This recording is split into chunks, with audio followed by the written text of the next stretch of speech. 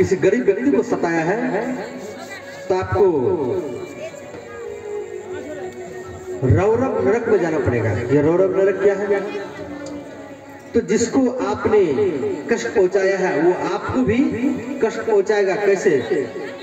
तो रुरु एक जीव होता है और वो सर्प से अधिक क्रोध करने वाले जीव होते हैं। जैसे सर्प क्रोधी होते हैं उससे भी ज्यादा खतरनाक ये रुरु जीव है और डसता है। जिसे आप दूसरे को कष्ट पहुंचाते हैं फिर वो आपको डसते रहता है। ऐसा ही महारौरव नरक है। जो क्रूर मनुष्य अपना पेट पालने के लिए जीवित पशु पक्षियों को रौंदता है उसे कुंभीपाक नरक में जाना पड़ता है। जैसे आप लोग मांस मछली मुर्गा मुर्गी बकरा बकरी अंडा आदि खाते हैं तो खाना नहीं चाहिए, समझ गए? बहुत व्यक्ति खाते हैं तो अब मत खाना।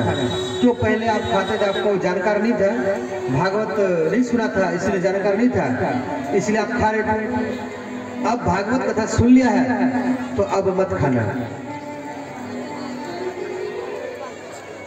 यदि आप भागवत कथा सुनने के बाद भी खाएंगे तो फिर आपको कुंभीपाक नरक में जाना पड़ेगा।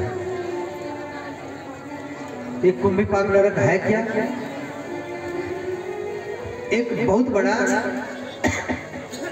कढ़ाई है और वो कढ़ाई में तेल खोलते रहता है। एक बहुत बड़ा तावा है। जैसे आप मुर्गा मुर्गी बकरा बकरी अंडा आदि को तलते हैं भूजते हैं, ऐसे आपके शरीर को कढ़ाई में खोलता हुआ तेल में डुबाया जाएगा और फिर उबाला जाएगा, तला जाएगा, भूजा जाएगा। इसलिए अब मत खाना कोई। भागवत पंडाल में और भागवतालय में, ये क्या? एक भागवतालय है।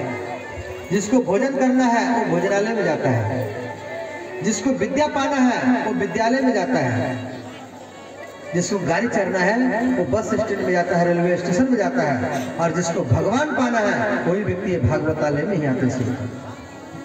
ये भागवतालय है। राम कथा क्या है? तो रामालय है। शिव कथा क्या है? शिवालय है। उसी प्रकार ये भागवत कथा क्या है? एक भागवतालय है, एक विद्यालय है। और यहाँ से पढ़ करके जाएंगे फिर गलती करेंगे तो फिर कहीं सुधार होने वाला नहीं है।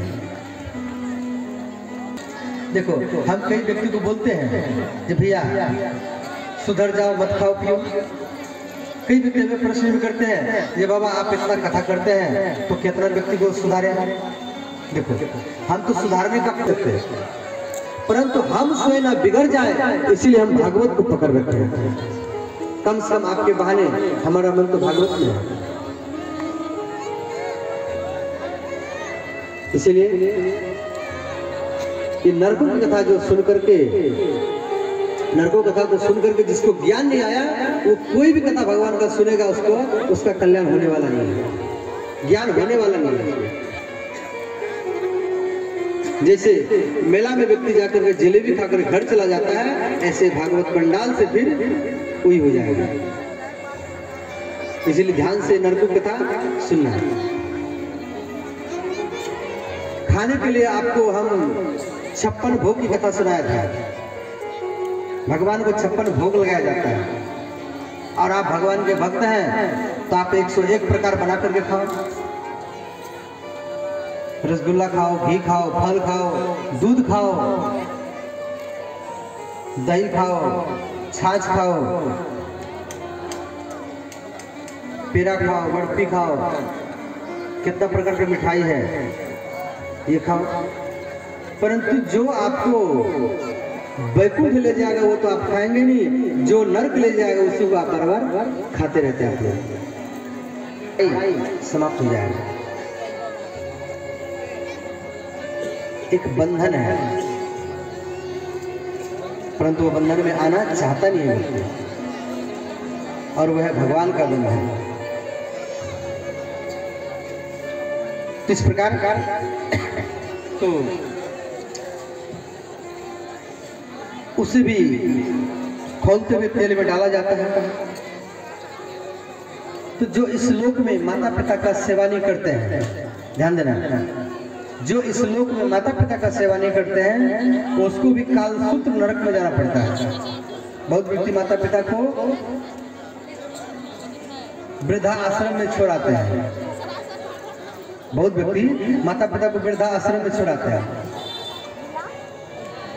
वृद्धाश्रम में तो छोड़ाते हैं, परंतु आपको कहाँ जाना पड़ेगा? कालसूत्र नरक में जाना पड़ेगा। इसलिए हर व्यक्ति को अपने माता पिता का सेवा अपने हाथ में करना चाहिए।